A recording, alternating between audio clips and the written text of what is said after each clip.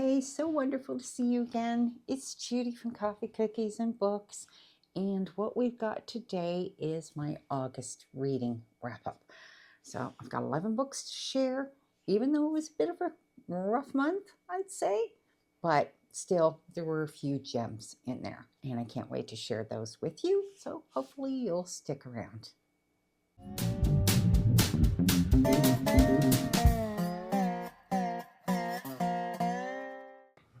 All right, so let's just get started.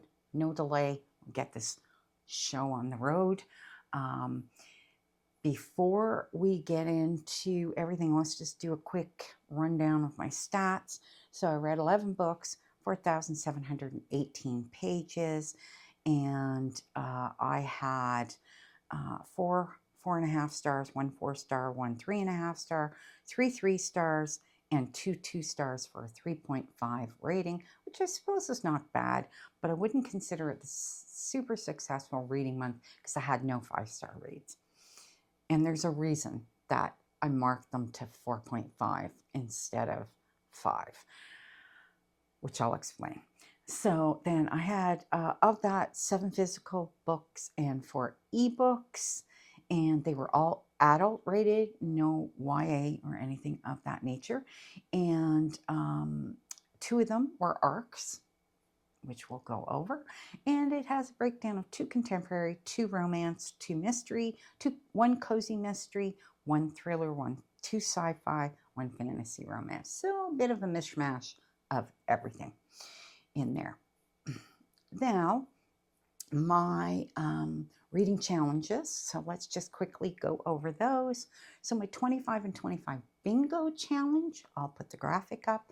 The only book that I read this month that I put on there was Bury Our Bones in the Midnight Soil. It's right smack dab in the middle. That was my wild card choice, and I used that book for that. Was one of my favorite books of the month, so I thought I would put it in there. And then I only have 2 left, which is debut author and seasonal book, which they'll get read over the next few months. So that's that one. The next challenge is my buzzword reading challenge, and the August book was The Girl with the Dragon Tattoo, to cover the with prompt. And it was a reread, and I did read it, and we will review that. Then the other one was the buzzword cover challenge, and the August was a cover that had transportation on it, and I picked the Murder on the Orient Express graphic novel, and I did read that, and we will go over that one. And then the last challenge that I have is my 25 must-reads for 2025. And as shown, Heat of the Everflame is being moved to 2026 to coincide with when the next book comes out. So that'll go on my must-read for 2026. And I did not have any other books that I picked for this month that are on this, because all I have left is 3, and they're going to be in October, November, December, 1 each. So they're all going to get read. So I had a pretty successful read of my 25 that I selected as my must-read. So I'm pretty happy with that. Okay. So now let's get on to what I did not read. So I had picked, I think, 13 books, 13 or 14, somewhere in around there. And I didn't read 5 of them. So the 5 that I didn't read, First Lie Wins by Ashley Elston, didn't get read. Listen for the Lie by Amy Tintera, that didn't get read. Golden Sun by Pierce Brown, that didn't get read.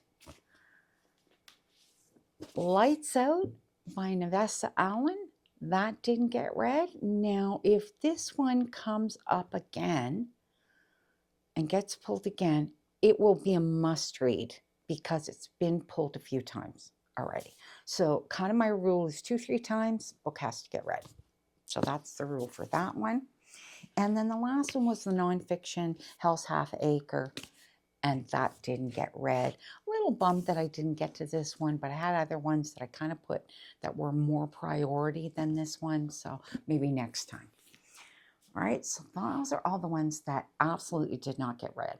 Now, the next one was kind of a soft DNF, and that is Buffalo Hunter Hunter by Stephen Graham Jones. I got 108 pages in, I think I said was here. I thought I had. Yeah, 108 pages I got in, and wasn't feeling it, but wasn't hating it, not enough. Like, I wanted to continue. It just wasn't vibing with me. And that happens to me sometimes. And what I do is I just put them on a later TBR.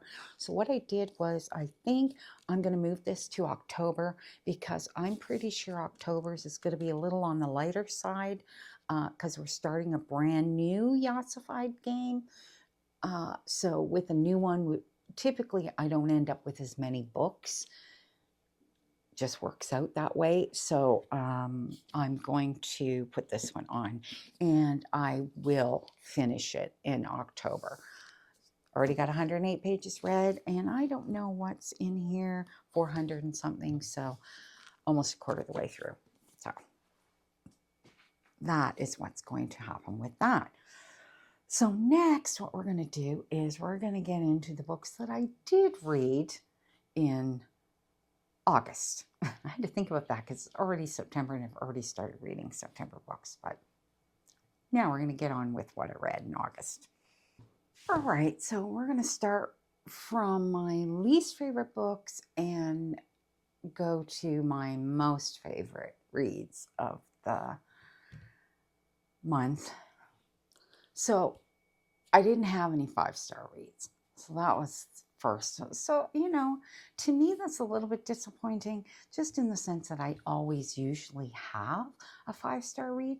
But each of the books that I rated 4.5 fell just a little tiny bit short. And I don't know if it was that I was just fussier or pickier or what it was, just a tiny bit short, So I kind of rated them down a bit, but I still really enjoyed them. And, out of all the books that I read, I had, what was it? 1, 2, 3, 4, 5. 5 that were 3 stars and under. So that means that I had 6 that were above that. So that's really not that bad when you think about it. But it is what it is, It's hard to, when you sit back and you look at it, you think everybody's loving these books, and am I being too picky or whatever? And I don't think I'm being picky. I think there were just some things that bugged me about the books. Still loved them, still enjoyed them. So I'm just going to say that. Except for the ones that were 2 stars. Obviously, I didn't enjoy those. And one of them, I'm very disappointed that I didn't enjoy it, but I will explain. So the first book is The Illusion of Us by K Lastella. And this one is a romance, and I don't know what brought me to pick it up. I think it was one of those ones that I read it in social media somewhere, and I just happened to click onto it, and then I loaded it into my Kindle and I read it through. I mean, it was a pretty quick read. It's only 284 pages, so it was pretty fast. But it was one of those instances where, so you have Ava and you have Ethan, they're married, and Ava overhears Ethan basically say he doesn't want to be married to her anymore. So right away, right at the beginning, you saw our miscommunication, and it went from there, and the whole thing was kind of boring, mishmashy. I mean, I did read the whole thing. I probably should have DNF'd it, but, it was a fast, quick read and whatever. But it didn't leave a lot of an impact on me, and it didn't make me want to follow through, because it is a series of books, and I don't want to read another one. I have no desire to read another one, which is unfortunate, but that is the case. The writing felt a little basic. wasn't a lot of depth to any of the characters, but it wasn't enough that I hated it, like to give it 1 star. It was a 2 star. So that was it for that one. All right, next one on the list is my biggest disappointment. Okay, which is The Favorites by Layne Fargo. I really had hoped that I was going to like this book. I think my problem with it was that I did not like any of the characters in the book. None of them, okay? The only one I didn't mind was the brother of the one girl. I think they were twins. I can't remember what his name was. He was the only one that seemed like he was a little on the sweet side. The rest of them were just a nasty bunch of teenagers, okay? There was nothing nice about any of them. It was toxic. So the only part of it that I really enjoyed were which there were patches of it throughout the entire book, were the interview sections that were supposed to be part of the current documentary about what was happening. And then what you were reading was you were reading the past of Katerina and Heath, and then how it folded into all of these other people, and it's just, yeah. And then it was, we train, we compete. We train, we compete. We train, we compete. We bitch, we train, we compete. We bitch.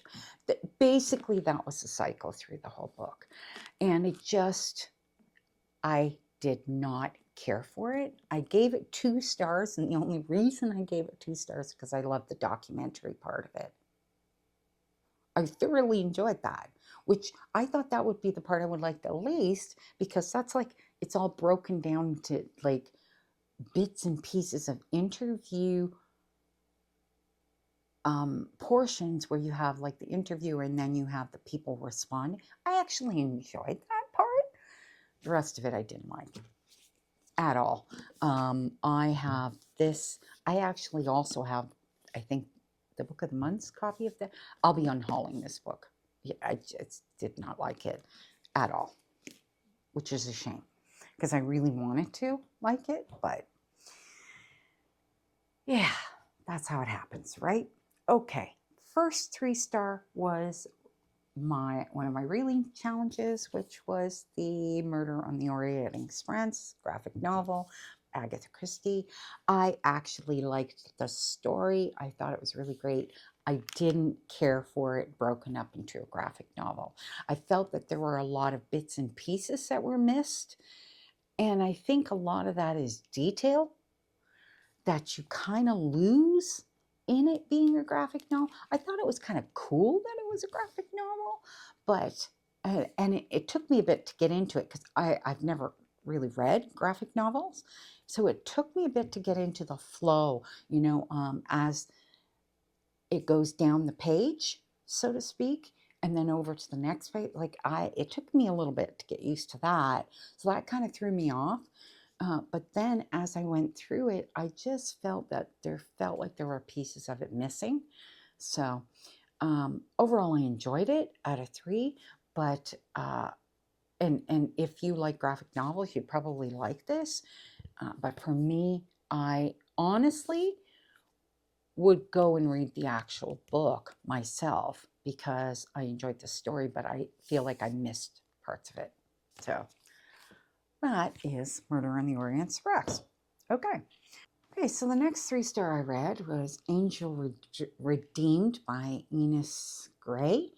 It was an arc from Book Sirens, and I gave it 3 stars. It was okay. It is the story. So it's kind of dealing with angels and demons and this guy who's trying to prevent the death of this one woman.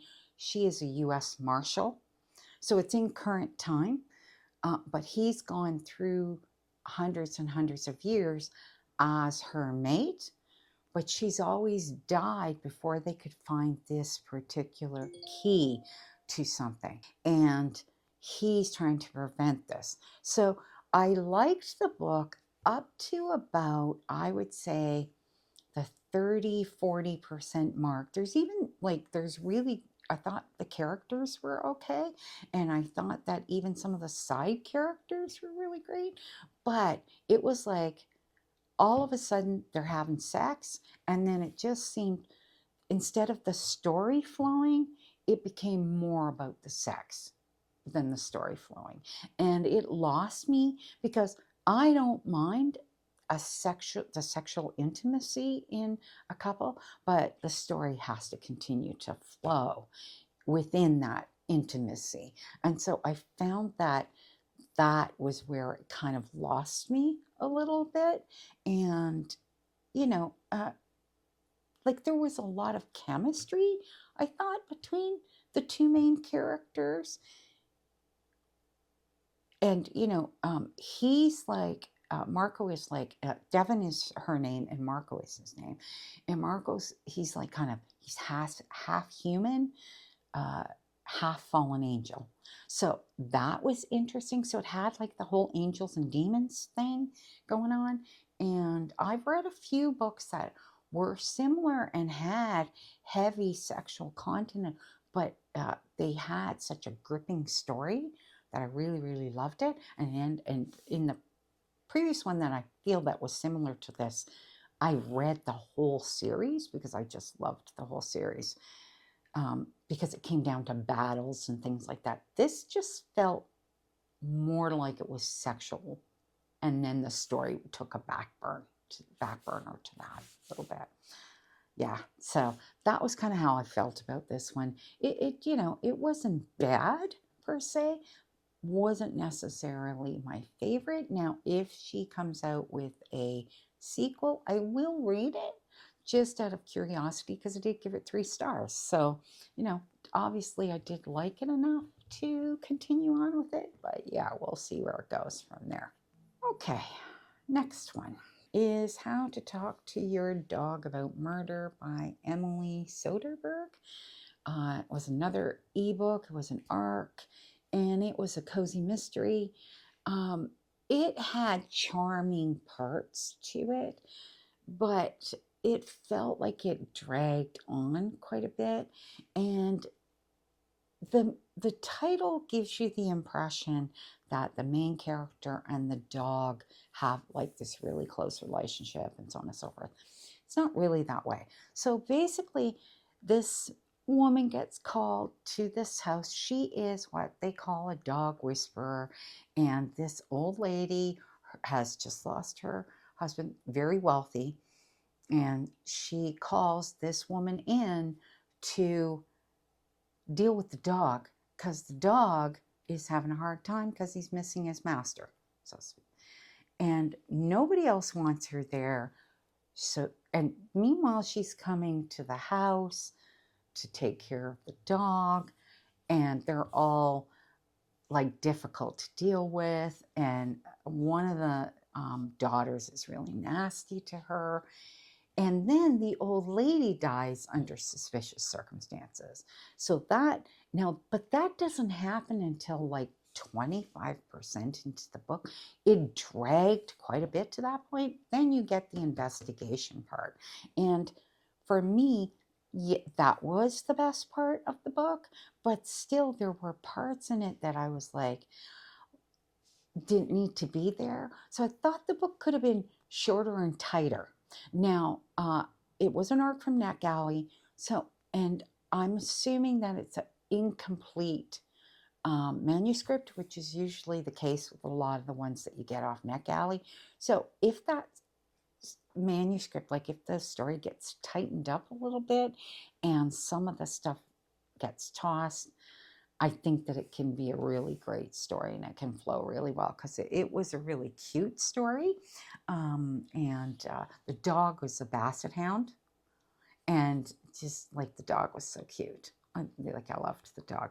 But then I always like animals in my stories. So I enjoyed that. And, you know, she writes another one that goes with it. I would read it. 3 stars.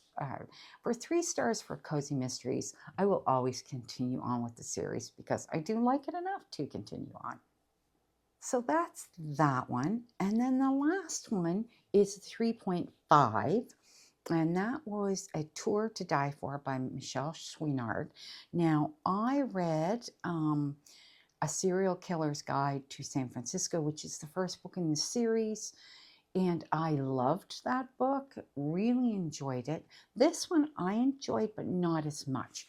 Now, I think it's because Capri, who's your main character, who was the main character in the first book. So in the first book, she had a lot of high stakes in that book.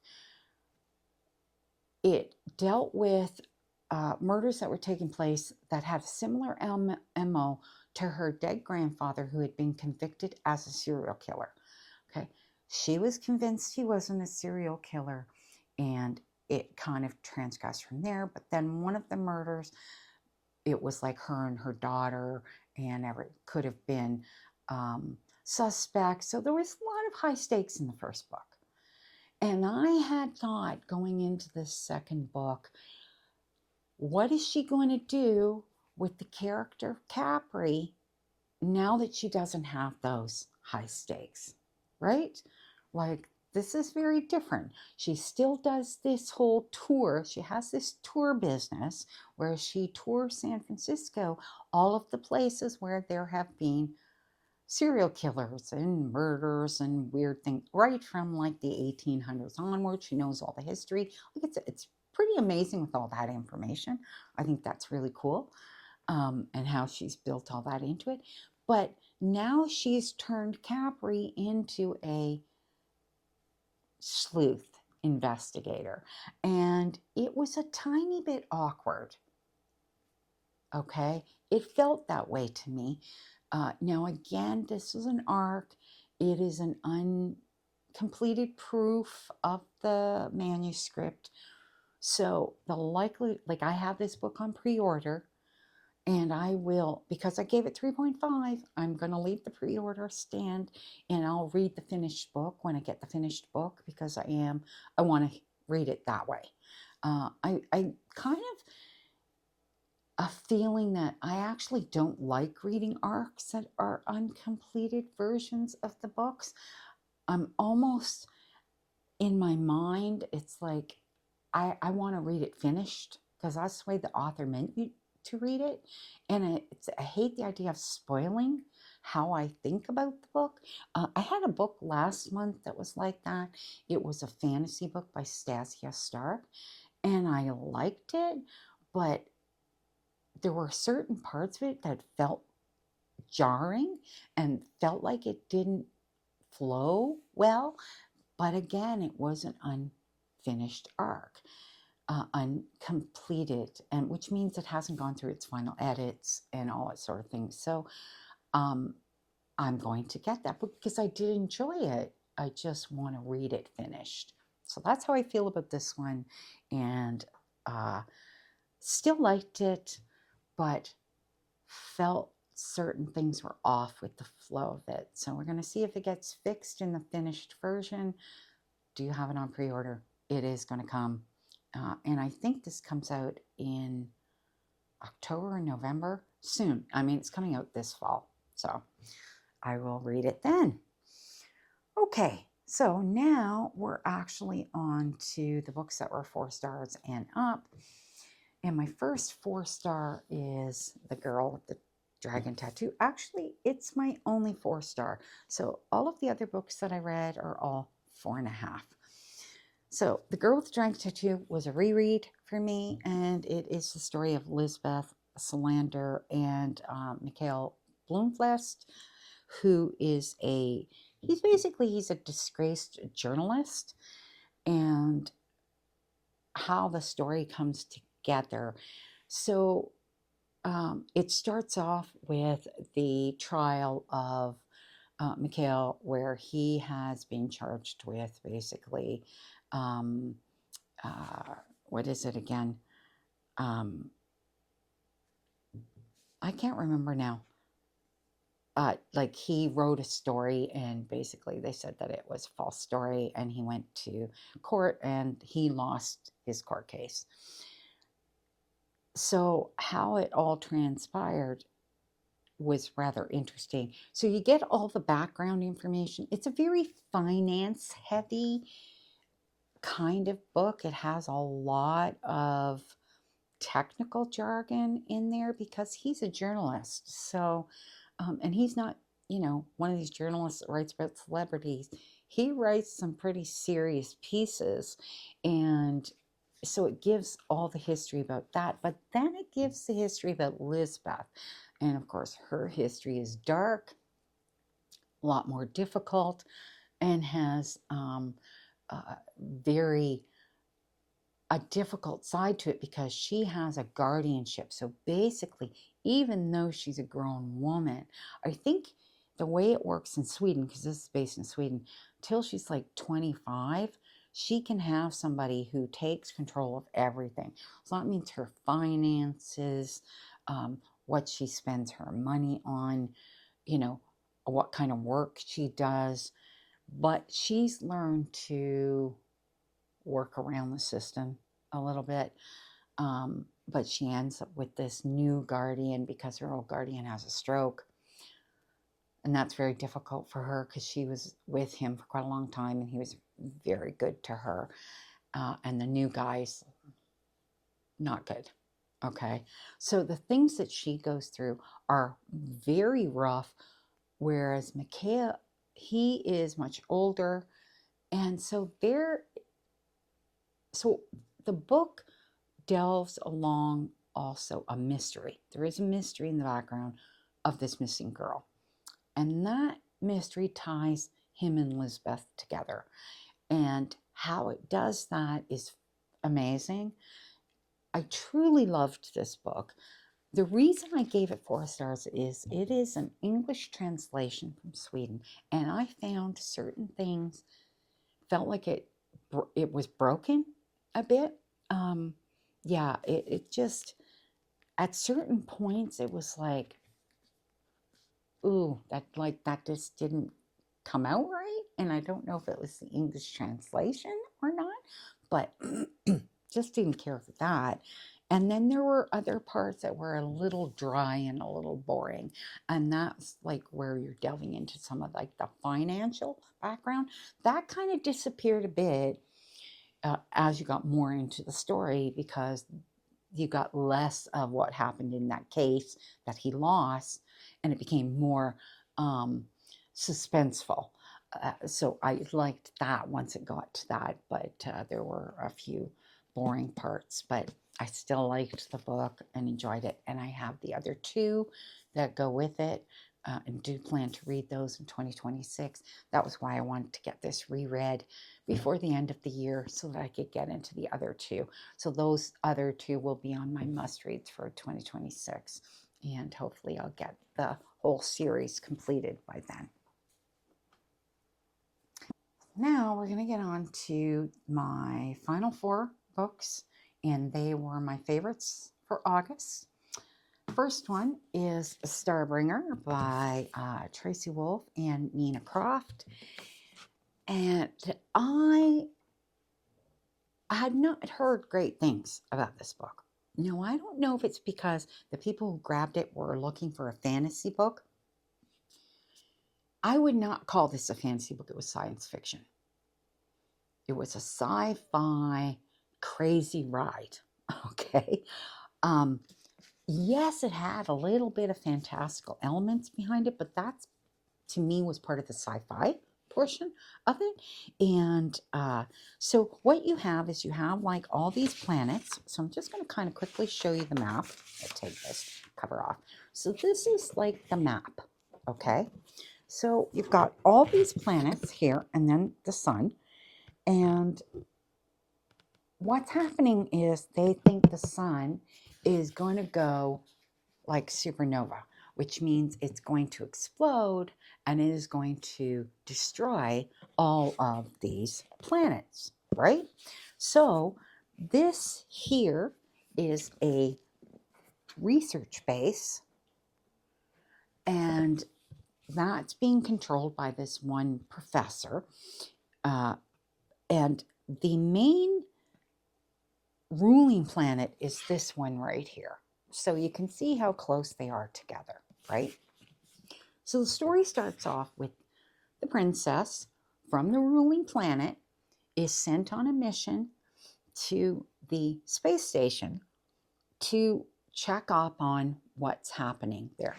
Now, right from the beginning, it's a little bit odd that her mother, who is the queen, basically, is actually sending her. She is the only daughter. There are no other siblings or anything like that involved. But it's still a little odd because her mother never seems to trust her with anything. That much is very straightforward right from the beginning of the book. And so, but she ends up going. And what happens while she's there is there are multiple explosions that are taking place on this space, and it's a mad scramble to get the hell off, okay? And she ends up on this weird relic spaceship with, I think, 5 other people. I think it was 5 of them. It was 5 or 6 of them. And it's a ragtag bunch, okay? And they're just trying to get their asses off of this space station before it blows up. And it does blow up, okay? Now, she's upset because she's lost some friends in that who she was fairly close to, particularly the girl who was like the one who kind of followed her everywhere, you know, like her maid in waiting, but she wasn't really like that. That's not really what they called her, but that's, you know, she considered her a friend, and all that sort of thing.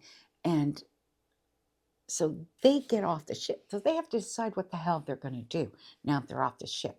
Like one of the people that's on the ship, she's like, she was on the prison ship that had flown in just before, and she managed to get off with them. But she's a bit of a untrustworthy character. And then there's another woman in her guard, and she is, okay, I can't remember what her position was, but she's from another planet, kind of almost like a nun, I guess you could call her that. But she is really sweet, okay, very young. And then there's this guy and his best friend and the tech guy that was on the ship. So there's the 3 of them, and they're all crooked. So, sorry, just getting over a last cold. Yeah. The cough is the worst. Anyway, so the whole story, because all the explosion, everything, that all happens in the first 100 pages. So it's like first 100 pages is like, whoa. And then you've got them on the ship, and they're trying to outrun the people that are trying to kill them. I kid you not. It was insane. I loved this book. It did not stop. And I mean, yes, there was a bit of a romance between the two, like the princess and the main bad guy, I guess you could call him. He wasn't bad, he was okay. So it's like, you know, got the 2 of them, and it was just so good. It was so good. I mean, I was really surprised how much I liked it. What brought it down a tiny little bit for me, which is why I only gave it 4.5 stars, was that I actually would have preferred no overt romance between the 2 main characters, okay? Would have preferred it to stay as a banter romance because I think it would have been more interesting. Just my opinion. I think that it didn't need, I thought that the tension was better that they didn't get together. If you know, if that makes sense. So that was the only reason. I I marked it down to 4.5 stars. The writing was kind of, wasn't highbrow, wasn't like crazy science fiction. It was just fun. It was fun. It was a fun book. I enjoyed it. And you know what? If they wrote a sequel to it, I would read it. In a heartbeat, I would read it. So, a lot of fun, that one. Okay. Next one is Bury Our Bones in the Midnight Soil. And I gave this 4.5. The only reason I gave it 4.5 was I felt it was too long. I felt that the way that it was broken up into what was happening in the past and then bringing forward into what was happening in the beginning, the chunks of it didn't feel like it fell natural to me. It felt a little off, okay? And I think it kind of was because it started with Maria. There was Maria, Charlotte, and Alice. Maria was the oldest of the characters, then came Charlotte, and then came Alice. And Maria started in the 1500s with her story. Charlotte started in the 1800s, 1800 England, and then Alice was 2019. The problem I had was that it felt like it didn't flow properly in the sections, because we didn't even get anything about Charlotte until way, way into the book, even though you knew Charlotte existed because of Alice. So that was where it was off a little bit for me. And then the end happened too fast. Okay? So the last few chapters where, I can't say too much because it would really give it away if I said too much, but I just felt that it happened too fast. But overall, I loved the story. I loved the writing. I thought it was really great. I really enjoyed E.E. Schwab's ability to develop everything. I just felt that certain things went on a bit too long. So there were sections that were a tiny bit boring, just a tiny bit, but overall it was a great book. Yeah, like 4.5, If it had been just like maybe a little shorter, I think Maria's portion had to be shorter. So that to me felt the most boring and the most drawn out, because I didn't find it boring with Maria and Charlotte, because that moved pretty quick. But the parts that were Maria on her own dragged. So I think that could have been tightened up a little bit more, like shortened a bit. But didn't hate it. Obviously, I give it 4.5, but not quite 5 stars, but close. The next 5-star was the Book of Azreal, which I have the first 3, and I think I have the 4th one on pre-order, so I really wanted to get this started. I was glad it came up when it was drawn, and I enjoyed the book. So it's like Diana, and Diana she's a demon basically, but she became one in order to save herself and her sister. I mean, her sister was dying and she was going to. I mean, that was the reality of way back when it occurred. They were starving to death. And so she accepted that for the safety of her sister. I loved her character. Her character was truly amazing. Okay. Now, I've seen a lot of people talk about the heavy romance between her and Sam KL, or Liam. They call him Liam. And I thought it was a slow burn. It didn't seem unnaturally quick to me. And it seemed like a lot of fun. Okay. And she drove him nuts. She was great. I loved her character, everything about it.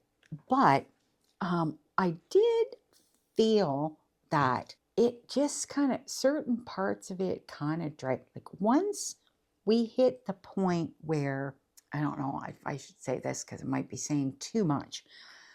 We hit a point in the book where Sam Cahill meets Diana, and not under great circumstances, okay?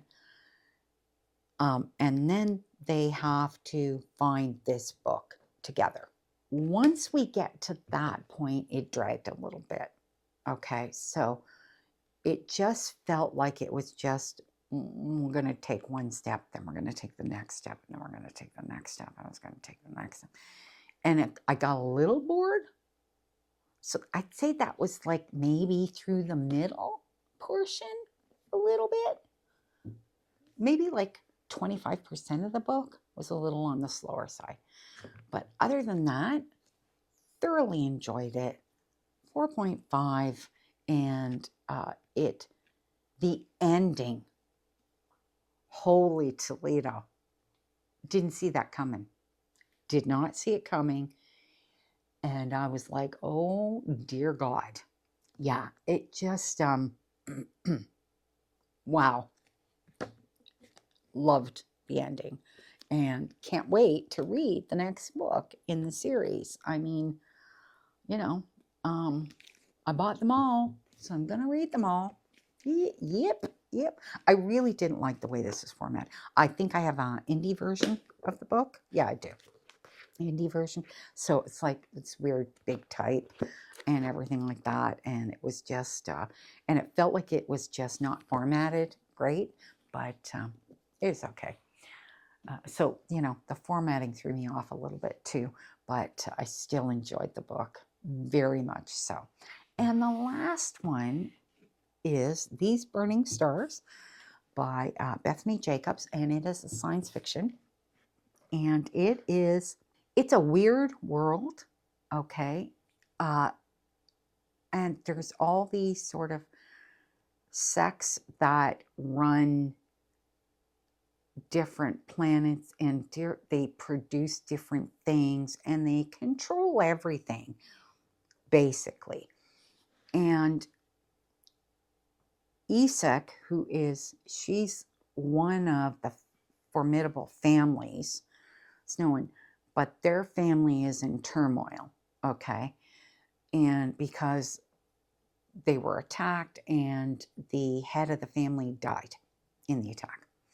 So what you have is you have Isek, and then you have Chono, who is another cleric, who is, again, one of these people. They call them the Hands, and they kind of, they're respected, but then in some cases, some people hate them. It's a very weird sort of relationship between them. But they are tasked with finding this coin that has gone on the market, and they need to hunt down the buyer, and that starts the whole thing rolling, okay? Now, I would say the first 100 pages, because what is this, 400-page book, the first 100 pages is slow and tedious. But then after that, once the chase ensues, it's so good, okay? I really, really enjoyed it, and I enjoyed all of the characters. So you have another character is Sun, who she is your thief and buyer. She's amazing. And her friend Elias, who's amazing. And Marcus, who is a pirate. He's on, like, just loved all the characters. But there's something that happens near the end,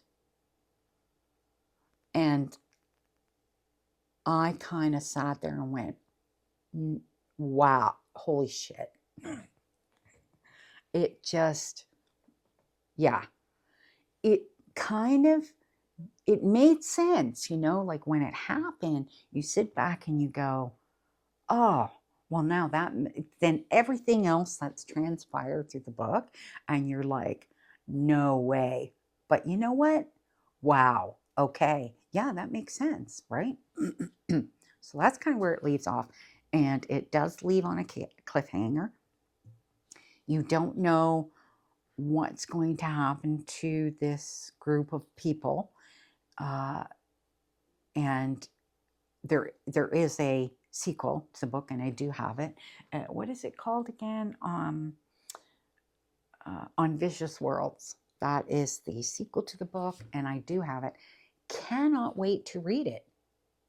I mean, the only reason, again, it's like with all of these books, it was just because there were certain small things in how the books flowed that just kind of stopped me from giving it 5 stars. And that was the way I felt with this one. So I'm hoping that on Vicious Worlds, because on Vicious Worlds doesn't need the build-up. This needed the build-up. But the build-up was what dragged, right? So on Vicious Worlds, you don't need that build-up because it's going to go right from where it ended off and right into whatever is going to happen, which is going to get really interesting, okay? I know it. I can feel it in my bones. And on Vicious Worlds is going to, if it doesn't get pulled, October, November, December. Well, December, I'm not doing any pulling. And you'll see when I come to do my December TBR why I'm not doing any pulling. But October, November, if On Vicious World gets pulled, I can't wait to read it. If not, it's going on my must-reads for 2026 because, yeah, it's so good. So, that's it. That was everything for August. And I think I had a pretty good reading month. I think my biggest problem, which is probably why I'd probably be better off vlogging these, but and I'm not great at making notes on stuff, and some of these I haven't even put in my reviews for. I've given what my marks are for them and everything like that, but I just tend to sometimes forget a lot of the details as I'm going through. Doesn't mean I didn't enjoy the book. I definitely really enjoyed all these books. So, had a good reading month. Didn't have a perfect reading month. Didn't have any 5 stars. But you know what? There's always September. And yeah, we'll see where it goes from there. And I guess that's it. So I think my next video will be just a quick rundown of Book of the Month and Aardvark and what they have on tap for September. And that's it. So we'll be talking to you very soon.